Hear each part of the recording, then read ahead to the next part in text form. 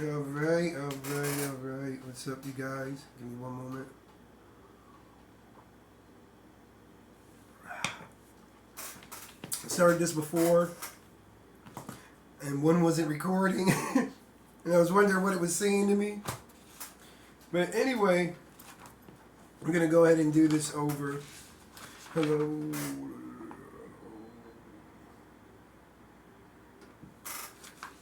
Alright, so we're gonna go ahead and do this over.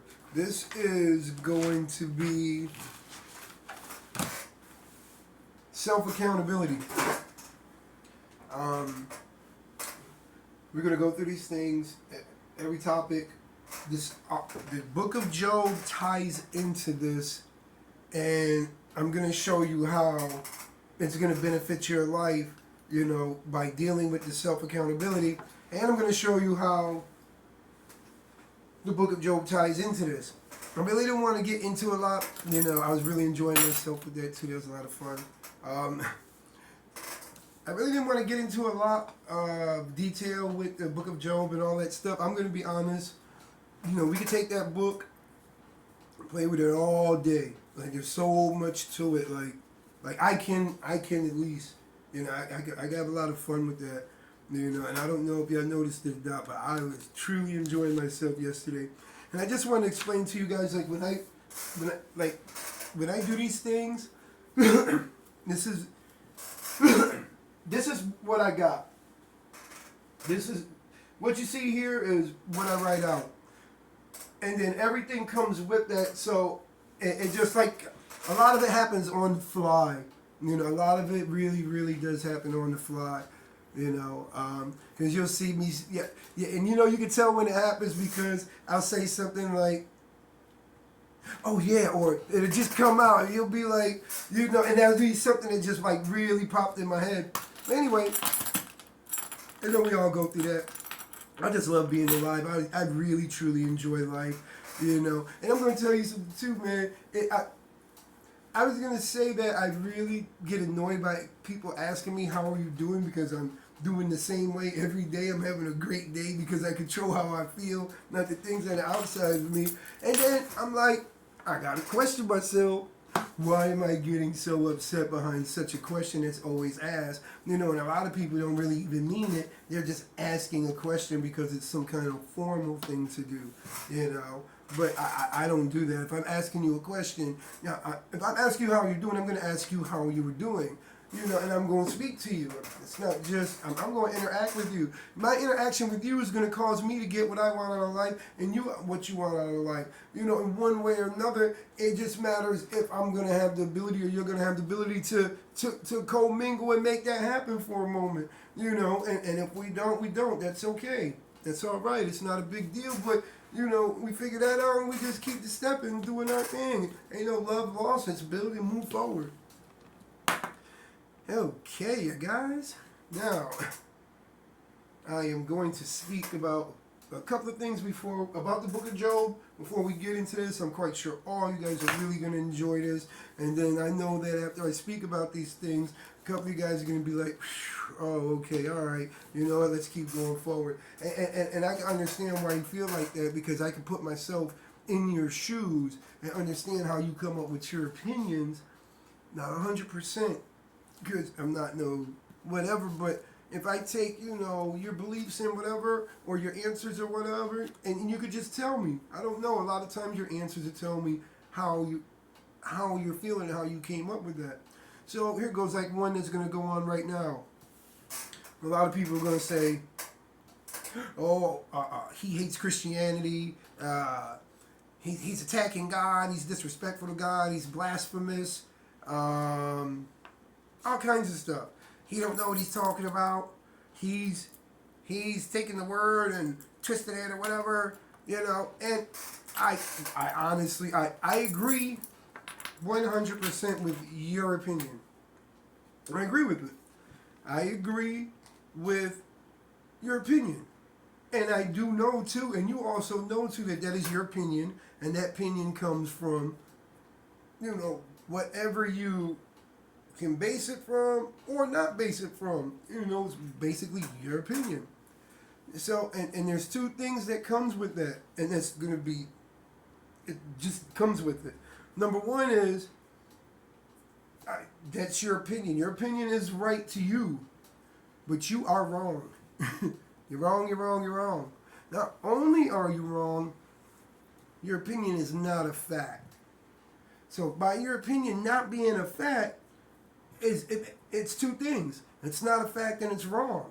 It's right when it comes to being categorized as your opinion, but it's not right as to what I'm doing or how I feel or what my motive is or my standing with or without a deity or some kind of religious organization in my life. And I don't need to answer that. I really don't. You know why? Because whatever my personal belief is my personal belief. And if I feel the need to have my personal belief be between myself and my deity or any other deity outside of me or whatever, that is my right. That's my right. You know, and it's how it goes. But if my personal belief doesn't agree with your belief, it doesn't mean it doesn't make me evil. And I don't agree or disagree with any belief. I take the good out of every belief, and I use it, and I take everything and anything, either good and bad, and I use it, and I use it for the betterment of myself and others around me. That's simple. It's really that simple. And no simpler than that. So it doesn't state that. I never said this is my, and this would and I could only phrase it opinion. I couldn't say this is my facts. I didn't say this is my opinion that, you know, Christianity is not right, it's wrong, that this is God, whatever, you know. I can't, there's no way that I can go and prove, there's no way that I can factually prove that there is not a God with solid facts, and there's no way that I can prove that there is. I don't have that capability right now to solve that problem. I'm okay with that. But that's not even a question I'm pondering. It's not even a part of my life, real quick. You know what I'm saying? You know, like, and if it is, who cares? But again, I'm not questioning Christianity. I wasn't being blasphemous, you know, to the Christian God or any of that. I was enjoying myself with a book named the Book of Job that's in the Bible that I truly believe is not a representation. No, I'm so sorry. Let me rephrase it. I truly believe it's a representation versus a factual account. And if it's a representation, these characters in here, none of them are real, and I can't prove if they're real or not. But if it's a representation, because look at this. Let's look at it like this. I'm going to tell you like this. The reason why I feel that it's a representation, because it doesn't hold court at all with most of the things in the Bible. And we have to agree with, you know, there's a lot of things in the Bible, some of the things in the Bible that contradict. But you can see there's a majority of stuff that it's just a majority's rule, and it overwhelms them. With this, there's no way. This right here, it states that the devil's hanging out upstairs. Well, I'm not even going to say upstairs. I put that in the story because we don't know where. We just know that, you know, God was doing some stuff, the God in that book. And remember, this is my perception of the book. So, in my perception of the book, because I state that at the beginning all the time, God was doing stuff. The devil came in. God asked him what he was doing. I guess he told him or whatever, and, you know, God said, here's my boy, and the next thing you know, the boy didn't listen, and he got punished, you know. Basically, I don't understand how the devil was able to go up there and, you know, have a conversation with God, because in other parts of the Bible it says that, you know, he's, like, caged up or whatever, and then it also states, that God was speaking to a man, and then we have God's Son, or a part of God, whatever your belief is, that comes down and says, no man has seen God except for the Son. So, and then it shows, God explaining himself, the character in the book of Job explaining himself to a common man. And it shows that in my perception, and it shows that in the story. So I really don't think that, these characters, especially the two antagonists, God and Satan, are the God and Satan of the Christian belief. It just doesn't match. And if that's what you believe, that's fine. But this is what I believe, and that's fine also. So I'm letting you know I have nothing against no religion at all. But if you want to make it that, then you can make it whatever you want. It's your right. And if you come at me and get your feelings hurt, it's on you, because I don't know why you would be. I don't know why you would be. But remember, that was my perception of a story, and I don't believe that the characters in that story are God of the Christian faith, or God of any faith, or the devil, and whatever. And I showed why I didn't, and you can show why you do. Don't make me a difference at all. Period. Point blank. Then there's going to be another one where, and probably another misconception, where everybody's going to be wrong. Everybody's going to be wrong on this. Now, I'm not going to say everybody. I'm going to say least majority of y'all. That I think that Job didn't deserve his punishment, and that's wrong. I think he deserved his punishment. Not only do I think he deserved his punishment, I think that if I was that God in the story, I probably would have gave him a worse punishment. I would have gave him a way worse punishment, by far. I just said it's a harsh punishment. I said it's a harsh punishment. And then you have to remember, too, this story was my perception on the story, and if I was him. You guys remember that, man. Because you know what? Here's the thing. This really deals with, that the story was. Remember, I told you the perception was part of that story. This really deals with your perception of the story. Because if I didn't clarify that stuff, you would have perceived it the way that you wanted to perceive it. You didn't, and you know why I say that? Everyone can say, we perceived it, or I perceived it at least. I don't know about anybody else. The way that you presented it. And you know what? I agree with that. I totally agree that you perceived it the way that I presented it, and with your opinion and the way that you work, I do understand how you came up with that. And let me tell you where. Here we go again. I validate your opinion, and I agree with your opinion, but you were wrong. And your opinion is not a fact. And that's the thing that we have to understand, as a people. We keep taking our opinions for facts because of our perception of stuff. But if we don't have a proper perception of stuff, or a common perception of stuff, we don't understand. Our opinions come from the knowledge that we have available to us to make that discern. Is what I'm saying? So that's and that's it. Now, if we wanna turn our opinion into something different, then we go finding facts and stuff behind it. But remember that's our opinion from our perception. We can always turn around and look at it from a different way and get a different perception, which will either confirm our opinion, or validate it, or change our opinion. Our opinion, we have a right to it. What we don't have a right to is turn our opinion into facts. You can't. You can't turn your opinion into facts at the cost of not having control over whatever the facts are. So I say this, I don't know if it makes sense. Let's put it like this. Perfect example.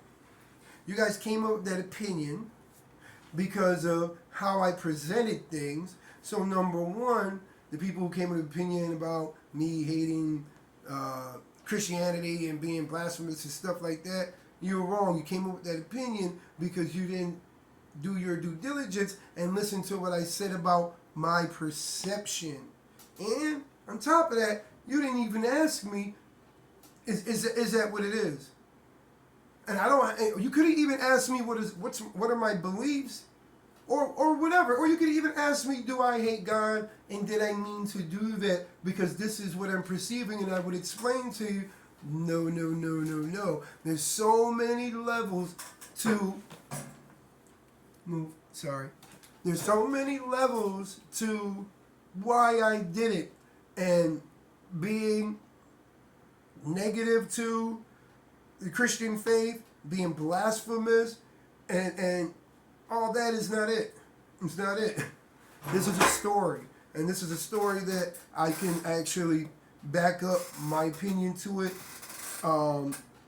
with other stories in the Bible. But my opinion is still my opinion, and I'm telling you what I didn't do, whatever. So that's where you didn't do your due diligence. You didn't do your due diligence. And number two, as far as being fair, I agree that you could have came up with that, and if you came up with that, I get how you got it. I get how you got it.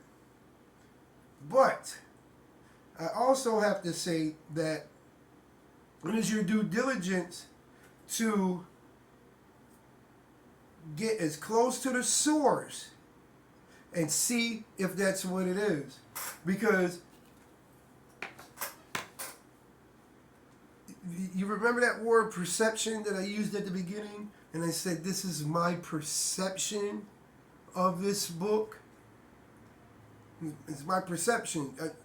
I can switch my perception into whatever I want it to be at any given time, like other people can, and switch my views of my perception. So my perception does not say that this is my belief.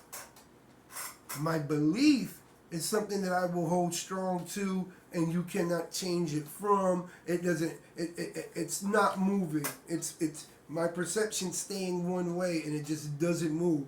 My belief controls my belief. Helps to manipulate my perception and is like a compass for my perception. But my perception is not my belief. My perception is not my belief because it matters from what angle, and this is with anything, it matters from what angle that we look at something for what we see. And that's true with anything, because if you turn around, you're seeing the same thing, but you're not seeing the same thing.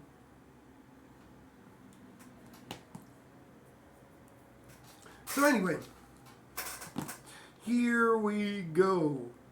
Job totally deserved that. Totally deserved that. And honestly, if it was me, I probably would have did worse. And here's why I say that. Now, my view on the story, it's not really like, is it fair? Because there's no such thing as fair. There's no fairness in that story. Because the contracts are not about fairness. Contracts are about give and take. We have a contract with God. Our relationships, everything's are contracts, give and take. So anyway, I'm going to put it like this. He lived his life according to God. He did things for God. He did things by God. He did things about God. He lived his life to God, for God. What he did not do was hold up his end of the contract, and he knows how the contract works, and this is how all contracts work. All contracts work to where you give something and you get something. That doesn't negate it being fair.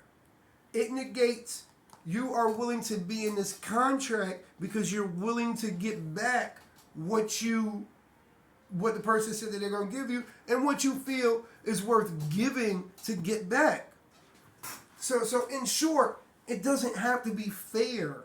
Fair is not anything to do with it, and everybody's walking around here thinking life is supposed to be fair to a point to where they think it turns it's so warped and so insane that people think fair means they're supposed to get stuff for nothing.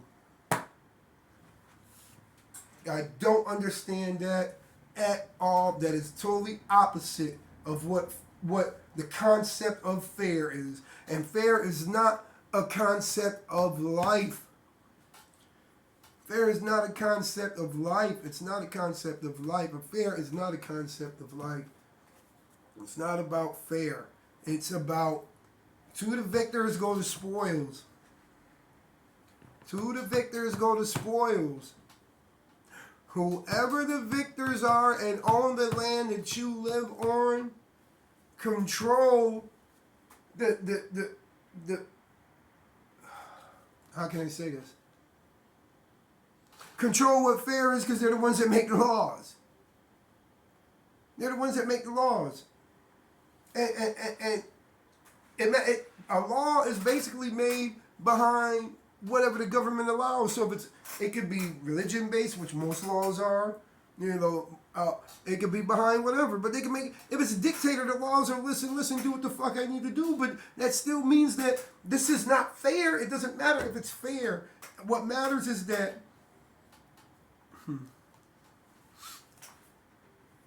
whoever wins makes up what's right or wrong, and all through history, right or wrong has been a judgment on basically all fronts, on almost all fronts, has a religious basis, because that's what we worked in. We worked in religion. It's just what we've been. It's just how it went. So it's basically they kind of look the same when it comes to first world countries, But then take a step back.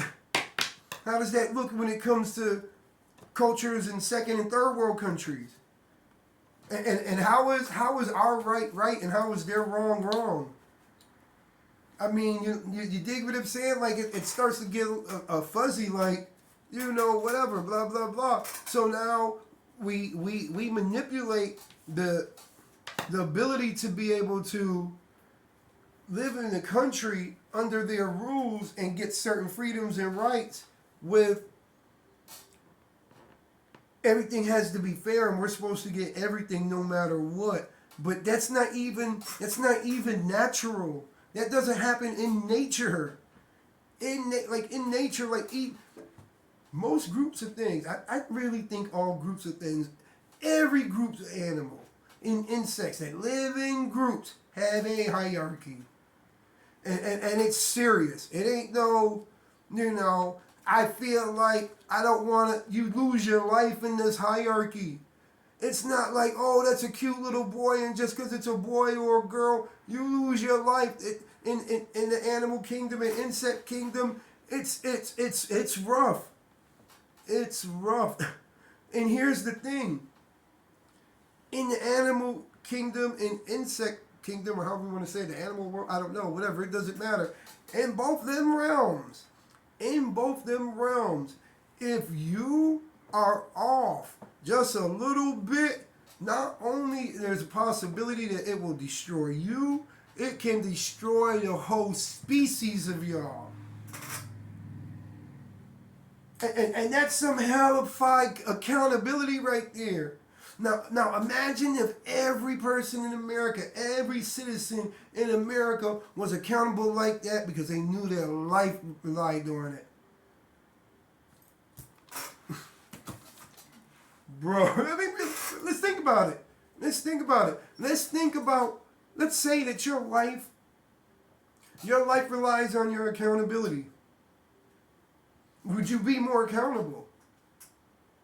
And here's the thing, accountability is good. Not only is accountability good for yourself, accountability is good for everyone around you and the environment and society as a whole. You know what accountability does? Accountability keeps societies from deteriorating. And you know what's going on now? The fabric. Rome is burning. It's about to fall. It's about to fall. It's like Nero's in charge.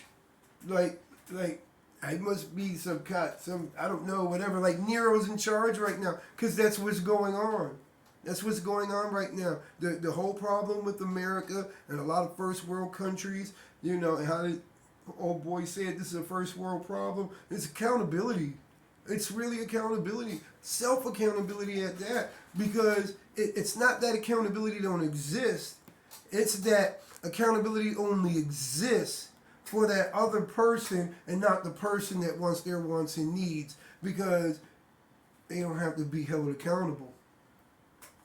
Don't understand it. But it's what changes everything. It changes your life. You know what? When you start becoming accountable, let me tell you something.